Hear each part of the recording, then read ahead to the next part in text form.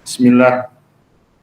Innal hamdalillah nahmaduhu wa nasta'inuhu wa nastaghfiruh wa na'udzu billahi min shururi anfusina wa min sayyiati a'malina. May yahdihillahu fala mudilla lahu wa may yudlil fala hadiyalah. Wa asyhadu an la ilaha illallah wahdahu la syarikalah wa asyhadu anna Muhammadan abduhu wa rasuluh, amma ba'du.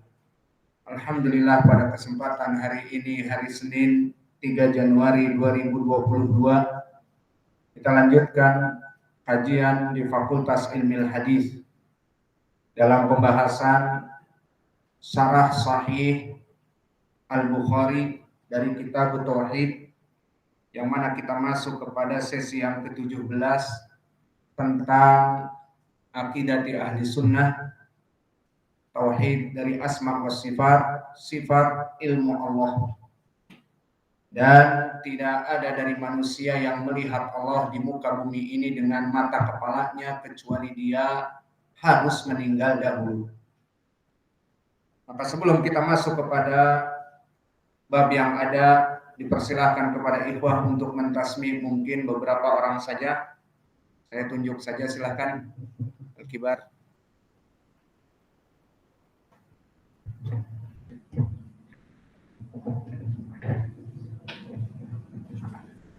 قال الإمام البخاري رحمه الله: باب قول الله عالم الغيب فلا يظهر على غيبه أحدا.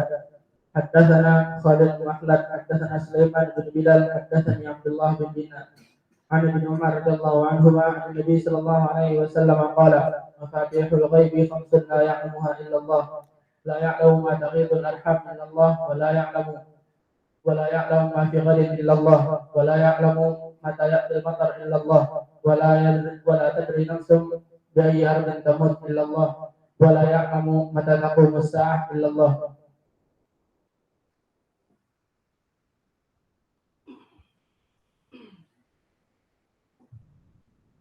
قال الإمام البخاري رحمه الله: حدثنا خالد بن مخلد حدثنا سليمان بن بلال حدثني عبد الله بن دينار عن ابن عمر رضي الله عن النبي صلى الله عليه وسلم قال: مفاتيح الغيب خمس لا يعلمها إلا الله، لا يعلم ما تجد الأرحام إلا الله، ولا يعلم متى يأتي المطر أحد إلا الله، ولا يعلم ما في واد إلا الله، ولا يعلم متى يأتي المطر أحد إلا الله، ولا تدري نفس بأي أرض تموت إلا الله، ولا يعلم متى تقوم الساعة إلا الله.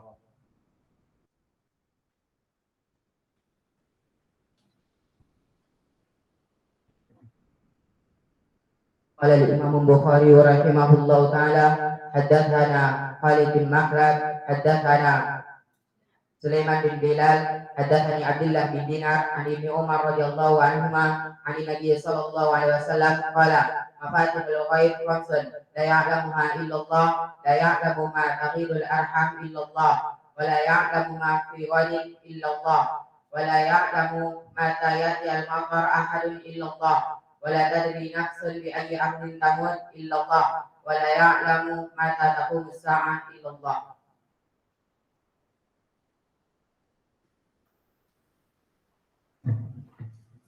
بسم الله. قال الإمام البخاري رحمه الله تعالى: حدثنا خالد بن مخلد حدثنا سليمان بن بلال حدثنا عبد الله بن دينار عن ابن عمر رضي الله عنهما قال: عن النبي صلى الله عليه وسلم قال: مفاتيح الغيب خمسا لا يعلمها إلا الله، لا يعلم ما تغيض الأرحام إلا الله، لا يعلم ما في غد إلا الله، لا يعلم متى يأتي المطر أحد إلا الله، ولا تدري نفس بأي أرض تموت إلا الله، ولا يعلم متى تقوم الساعة إلا الله.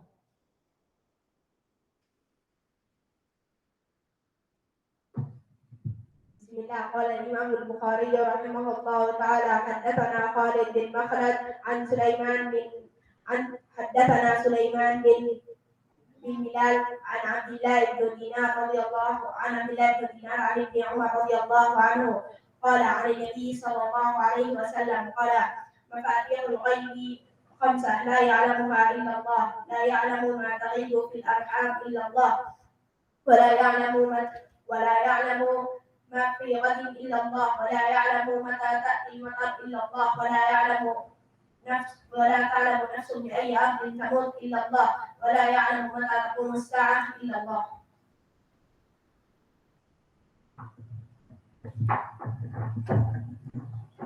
Bismillah. Sebelum kita masuk kepada pelajaran, ada yang perlu disampaikan sehubungan dengan hadis kecelakaan yang terjadi. Maka yang pertama, amalan dari hadis, yang mana hadis ini diriwayatkan oleh Imam Abi Daud. Berkata Rasulullah sallallahu alaihi wasallam, la yashkurullah man la yashkurun nas. Tidaklah bersyukur kepada Allah mereka orang-orang yang tidak bersyukur kepada manusia. Maka kami bersyukur kepada murid-murid kami yang ada di ma'had ini, yang mengantarkan kami ke rumah sakit dan juga menjemput kami dari rumah sakit ke rumah tanpa harus menyewa ambulans dan sebagainya. Maka kami syukuri, dan kami syukuri kepada santri-santri yang mendoakan kami dan berziarah di ma'had, dan begitu pun kepada murid-murid kita dan saudara-saudara kita yang ada di grup yang mengirimkan doa-doa kesembuhan yang menyebabkan kami cepat sembuh, dan bahkan di antara mereka ada yang menyisipkan dari uang-uang nominal katanya untuk biaya perawatan. Alhamdulillah. Maka kami bersyukur kepada mereka sebagai landasan dari hadis, barang siapa yang tidak bersyukur kepada Allah tidak bersyukur kepada manusia. Maknanya barang siapa yang bersyukur kepada manusia berarti dia bersyukur kepada Allah. Maka oleh sebab itu kami katakan kepada para santri dan pengurus, dan begitu pun kepada ikhwah yang ada di grup WhatsApp ataupun Telegram, dan bahkan yang mengirimkan beberapa biaya nominal, kami katakan jazakumullahu khairan wa barakallahu fi ilmikum wa fi amwalikum. Semoga Allah memberkahi ilmu kalian dan harta-harta kalian. Dan hadis yang menyebabkan kita bersyukur ini hadis yang diriwayatkan oleh Imam Abi Daud, yang mana hadis ini sanadnya sahih, diriwayatkan oleh Muslim ibnu Ibrahim akhbarana Rabi' ibnu Muslim an Muhammad ibn Ziyad dari Abi Hurairah. Maka seluruh rijalnya thiqat. Bahkan Imam At-Tirmidzi pun meriwayatkan hadis ini dan berkata hada hadisun sahih. Dan hadis ini pun telah disahihkan oleh Syekh kami Muqbil Al-Wadi'i di Jami'us Sahih mimma laysa fi sahihain. Dan perkara yang kedua adalah iman kepada al-qada dan qadar. Maka seperti antum ketahui, di saat kita naik motor, jika melewati jalan raya Sumatera, antum pernah beberapa kali mungkin bersama kami di atas 80, 90, dan kita melewati truk-truk yang membawa batu bara yang konvoi. Kita selip satu demi satu. Kemudian mobil-mobil yang besar pun sama. Maka alhamdulillah, kalau memang tidak ada terjadi kecelakaan ya tidak terjadi. Namun di saat hari Ahad acara keluarga, kita membahagiakan anak dan istri melewati jalan sawah yang kecepatannya hanya 30, 20. Maka kami melihat ada segerombolan sapi, maka kami pun berhenti dan berjalan mungkin 10. Kecepatannya 10 km per jam. Kemudian datang yang terakhir, dia ketakutan, terpisah dari kelompoknya, akhirnya menerjang motor kita dari depan sehingga rusak dari lampu dan sebagainya. Maka itu menjadi pendalilan bagi kita dari segi pendalilan Al-Quran dan Sunnah. Pertama di Al-Quran Allah berfirman, qul la yusibana illa ma kataballahu lana. Maka tidak ada yang akan menimpa kita kecuali yang Allah takdirkan memang akan menimpa kita. Maka di jalan raya yang besar, yang penuh dengan mobil-mobil besar yang kencang, maka kita menggunakan motor NMAX kita yang 80-90 menyelip di antara mereka. Alhamdulillah tidak terjadi apa-apa. Padahal kalau dihitung kecelakaan resikonya 80%, 90% di sana. Adapun di jalan pedesaan yang kosong, tidak ada kemacetan dan tidak ada mobil-mobil yang kencang, maka kita santai 20-30 km per jam. Namun kalau memang sudah terjadi kulla yusibana illa ma kataballahu lana, maka katakanlah tidaklah yang menimpa kita kecuali memang sudah Allah takdirkan di Lauh Mahfuz akan menimpa kita.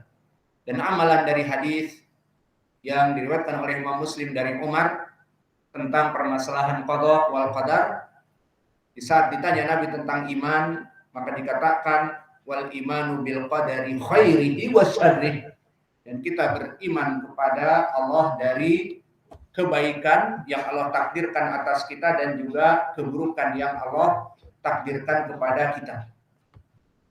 Maka ini perkara yang kedua, bahwa suatu perkara keburukan memang sudah ditakdirkan oleh Allah akan menimpa kita, pasti akan menimpa kita, meskipun kamu menyangka itu adalah dalam keadaan tentram, aman, sentosa. Namun ternyata jalan yang sepi, aman, tentram, sentosa, dan kamu berjalan hanya 20, paling cepat 30 km per jam, kalau memang sudah ditakdirkan oleh Allah keburukan, maka akan ditabrak sapi juga. Dan di sini pelajaran yang bisa kita ambil juga dari apa yang kita alami min bab qoulihi ta'ala fa'tabiru ya ulil absar, adalah kita ridha kepada al-qada wal qadar yang menimpa kita dari keburukan. Karena telah datang hadis bahwa perkara itu sangat dicintai dulu oleh salaf. Di mana di dalam hadis disebutkan inna admal jaza ma'a admil bala. Sesungguhnya sebesar-besarnya pahala itu sesuai dari sebesar-besarnya ujian yang Allah berikan kepada seorang hamba. Wa innallaha idza ahabba qauman ibtalahum. Maka jika Allah mencintai suatu kaum, maka Dia akan menguji mereka. Maka di dalam hadis ini menjadi pendalilan jika Allah mencintai suatu kaum, Allah akan menguji mereka. Diuji dengan perkara-perkara buruk di dunianya, kecelakaan, fakir, kemiskinan, ataupun ujian dari orang yang mencelaknya dan dia bersabar dan sebagainya. Faman radiya falahu ridha, maka barang siapa jika dia ridha kepada qada yang buruk ini, Allah ridha padanya. Wa man saqata falahu sakhat, dan barang siapa yang dia sakhata, mencela dari qada dan qadar itu, seperti mereka yang mengatakan Allah ini selalu menguji saya, Allah tidak cinta kepada saya, selalu memberikan keburukan, mana keadilanmu ya Rabb, seperti banyak di drama-drama orang-orang kafir seperti itu, ataupun lagu-lagu bahwa Allah tidak adil, selalu memberikan ujian dan keburukan, padahal di sana orang-orang kafir dalam keadaan kaya raya, jaya raya, tanpa musibah. Maka di dalam hadis ini faedah yang ketiga dan terakhir adalah bahwa Allah jika mencintai seorang hamba, Dia akan diuji, dan orang yang diuji ini akan bersabar, maka inna admal jaza ma'a admil bala, pahala yang besar menantinya dengan kesabaran orang dari bala tersebut. Maka hadis ini diriwayatkan oleh Imam At-Tirmidzi dan Ibnu Majah, yang mana sanadnya bertumpu kepada Sa'ad ibnu Sinan an Anas ibni Malik. Dan hadis ini tentunya hadis yang hasan karena Sa'ad ibnu Sinan adalah rawi yang saduq hasanul hadis. Maka oleh sebab itu At-Tirmidzi mengatakan hada hadisun hasanun gharib. Maka mungkin ini dari perkara 3 yang bisa kita petik atas kecelakaan yang terjadi dengan kita. Pertama, kami menyebutkannya di pelajaran ini amalan dari man la yaskurullah la yaskurunas. Kami bersyukur kepada ikhwah yang ada di sini dari para tulabul ilm dan pengurus, dan ikhwah yang ada dari murid-murid kita dan saudara-saudara kita di grup yang mendoakan kami dan mengirimkan sebagian dari dana untuk perawatan. Kemudian yang kedua, tadi kami tegaskan bahwa seseorang manusia menyangka dengan akalnya itu adalah jalan yang aman, tentram, sentosa. Justru kalau memang sudah takdir Allah, maka jalan yang tentram sentosa itu menjadi bala. Qul la yusibana illa ma kataballahu lana. Wa nu'minu bil qadri khairihi wa syarrihi. Maka dipikir jalan yang pelan-pelan dan sepi itu adalah aman, ternyata justru penyebab kecelakaan. Dan perkara yang ketiga tadi, apa yang terakhir? Bahwa Allah jika mencintai seseorang atau suatu kaum, Allah akan menguji mereka agar mereka mendapatkan pahala yang besar. Dan yang keempat tambahan yang tidak menjadi usul juga apa? Bahwa sapi-sapi bodoh tidak belajar, sehingga ada motor mau melewatinya malah ditumbulnya. Maka itu faedah yang keempat. Alhamdulillah, kita masuk kepada hadis nomor 10 dari kitab Tauhid. Qala al-Imam al-Bukhari rahimahullahu taala, haddatsana Muhammad bin Yusuf, haddatsana Sufyan an Ismaila an Sya'bi an Masruq an Aisyah radhiyallahu anha. Qalat man haddatsaka anna Muhammadan sallallahu alaihi wa ala alihi wasallam ra'a rabbahu faqad kadaba wa huwa yaqul la tudrikul absar wa huwa yudrikul absar. Wa man haddatsaka annahu ya'lamul ghaiba faqad kadzaba wa huwa yaqul la ya'lamul ghaiba illa. Maka hadis ini barakallahu fikum seperti biasa kita jelaskan dari ilmi sanad, kemudian kita ambil faedah dari ilmi matan. Maka dari segi ilmu sanad, qala al-Imam al-Bukhari rahimahullahu taala haddatsana Muhammad bin Yusuf. Muhammad bin Yusuf gurunya Imam al-Bukhari adalah masyhur Muhammad bin Yusuf al-Firyabi, yang mana dia itu Al-Firyabi Qaisariyah dari laut Syam, yang mana Syam itu sekarang adalah apa? Suriah. Maka dia adalah rawi yang di atas derajat thiqah, thiqatun fadilun. Dan dia disebutkan oleh para ulama termasuk dari murid-murid yang terhitung dari murid Sufyan Ats-Tsauri. Maka murid Sufyan Ats-Tsauri ada beberapa tabaqah. Tabaqah yang pertama mereka orang-orang paling kuat. Dan di sini Al-Firyabi tidak termasuk dari kelompok itu, dia termasuk kelompok yang kedua, yang agak sedikit kuat seperti itu. Namun tetap periwayatannya dari Sufyan Ats-Tsauri dibanding rawi-rawi yang lainnya termasuk kuat. Maka oleh sebab itu dia banyak periwayatannya dari Sufyan Ats-Tsauri seperti ucapan Imam Ahmad bin Hanbal, Al-Firyabi sami'a min Sufyan bil Kufah wa sahibahu wa sami'a minhu. Bahwa Al-Firyabi dia duduk dengan Sufyan dan menjadikan Sufyan sebagai temannya, maknanya duduk lama dengan Sufyan dan dia mendengar dari Sufyan. Dan ditanya Yahya ibnu Ma'in, kalau tadi Ahmad ibnu Hanbal, sekarang Yahya ibnu Ma'in, ditanya urutan dari Al-Firyabi ini dari murid-murid Sufyan. Kita katakan tadi bukan yang paling unggul, namun termasuk dari murid-murid yang utama kepada Sufyan. Maka ditanyakan Yahya bin Ma'in tentang murid Sufyan Ats-Tsauri yang paling kuat. Dikatakan oleh Ibnu Ma'in, asbatun nas fi Sufyan, catat. Mereka kelompok yang paling kuat dari Sufyan Ats-Tsauri 5 orang. Yahya ibnu Sa'id Al-Qattan, Waqi' ibnu Jarrah, Abdullah ibnu Mubarak, Abdurrahman ibnu Mahdi, dan Abu Nu'aim Al-Fadl ibnu Dukain. Siapa yang bisa memberikan 5 itu menandakan dia telah mencatat dengan baik dan benar. Hendaknya Abu Umir. Pertama, Yahya bin Sa'id Al-Qattan, Waqi' ibnu Jarrah, Abdullah ibnu Mubarak, Abdurrahman ibnu Mahdi, Abu Nu'aim Fadl ibnu Dukain. Ahsanta.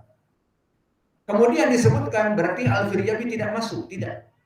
Kemudian berkata wa amal Firyabi wa Abu Hudzaifah wa Qabisah ibnu Uqbah wa Ubaidillah wa Abu Asim wa Abu Ahmad Az-Zubairi dan Abdul Razak ibnu Hammam As-San'ani, maka mereka satu kelompok di bawah yang 5 tadi. Menandakan bahwa Abdul Razak dan juga Qabisah ibnu Uqbah dan yang lainnya dan juga Al-Firyabi, dia termasuk kelompok yang kedua yang hafalannya tidak begitu spesial seperti Yahya ibnu Sa'id Al-Qattan, Waqi' ibnu Jarrah dan sebagainya dari segi periwayatan Ats-Tsauri. Namun jika dibanding muhadis-muhadis yang lain, dia tetap lebih baik daripada mereka. Bahkan kata para ulama dari Abdul Razak saja dia lebih baik. Adapun kedudukan dia dari segi al-jarh wa ta'dil, maka orang ini termasuk alim ulama dan ahlul ibadah dan mempunyai wara', mempunyai ketakutan kepada Allah. Maka semoga Allah menjadikan kita menjadi alim yang wara', alim yang takut kepada Allah. Karena takut kepada Allah itu buahnya sangat besar. Dan alim tanpa takut kepada Allah mayanfa. Maka aku bertanya anaknya Abu Hatim kepada bapaknya tentang Al-Firyabi. Dikatakan sadukun thiqah. Dia adalah saduk thiqah. Maknanya dia rawi yang thiqah, bahkan di atas thiqah, namun saduk maknanya agamanya kuat. Dan disikohkan para ulama yang lain seperti An-Nasa'i dan tadi Yahya bin Ma'in, Imam Ahmad, dan dia mempunyai wara' dan qami'ul bidah wa ahlihi. Selain dari wara' takut kepada Allah, dia juga menjadi singa sunnah yang menakutkan, menggoncang kelompok ahlul bid'ah dan qami'ul bidah wa ahlihi, menampar kebid'ahan dan ahli bid'ah. Seperti disebutkan dari Sahal ibnu Askar. Kharajna ma'a Muhammad ibn Yusuf al-Firyabi fil istisqa farafa yadayhi fama arsalahuma hatta mutirna. Subhanallah. Maka dari agama yang ada pada Al-Firyabi takut kepada Allah dan wara', takut kepada Allah dari perkara dunia ini. Di saat daerahnya dalam keadaan kering kerontang, maka diutuslah mungkin oleh amir daerahnya agar kita sholat bersama Muhammad ibnu Yusuf al-Firyabi menjadi imam, meminta hujan, sholat istisqa. Maka disebutkan oleh para ulama yang hadir di zamannya, di antaranya Muhammad ibnu Sahal ibnu Askar, maka tidaklah Muhammad ibn Yusuf al-Firyabi mengangkat tangannya untuk meminta hujan kepada Allah, tidaklah tangannya diturunkan kecuali kita dalam keadaan dibanjiri oleh hujan yang deras. Lihat bagaimana seorang jika Allah inginkan doanya terkabul karena takut kepada Allah dan karena ilmunya. Dan orang-orang yang mempunyai akhlak yang mulia, takut kepada Allah, seperti Muhammad ibnu Yusuf al-Firyabi, terus Orang-orang seperti ini tidak juga lembut kepada ahlul bid'ah, tidak. Seperti jangan kalian sangka kelompok jamaah tabligh yang keeping smile, oh halo akhi, apa yang bisa saya bantu? Itu dipikir bahwa dia itu baik dari segi akhlak, kemudian benar manhajnya, benar akidahnya, tidak. Maka Muhammad ibn Yusuf al-Firyabi thayyib linnas, wara', takut kepada Allah, namun dia garang kepada kelompok ahlul bid'ah. Dan garang kepada ahlul bid'ah adalah suatu manhaj yang hak dan yang diinginkan. Seperti Allah berfirman, wa'tasimu bihablillahi jami'an wala tafarraqu. Berpegang teguhlah kepada manhaj ahli sunnah dan jangan menyempal. Maka dilarang jangan menyempal, sehingga mereka ahli sunnah membenci kelompok ahlul bid'ah. Dan Allah berfirman, wa anna hadza sirati mustaqiman fattabi'u wa la tattabi'us subul fatafarraqu bikum an sabilih. Maka diperintahkan untuk mengikuti jalan ahli sunnah wal jamaah dan jangan mengikuti sempalan-sempalan dari kebid'ahan. Dan Allah berfirman, wa may yushaqiqir rasul min ba'di ma tabayyana lahul huda wa yattabi' ghayra sabilil mu'minin nuwallihi ma tawalla wa nuslihi jahannam wa sa'at masira. Maka diperintahkan di dalam ayat ini untuk mengikuti manhaj ahli sunnah wal jamaah dan tidak mengikuti manhaj kelompok ahli bid'ah, karena Allah akan memalingkannya dari jalan yang hak. Sehingga ulama ahli sunnah yang baik akhlaknya, yang wara', takut kepada Allah, yang diterima doa istisqa-nya, jika melihat kebid'ahan dan ahlul bid'ah, maka mereka garang penampar kelompok ahlul bid'ah.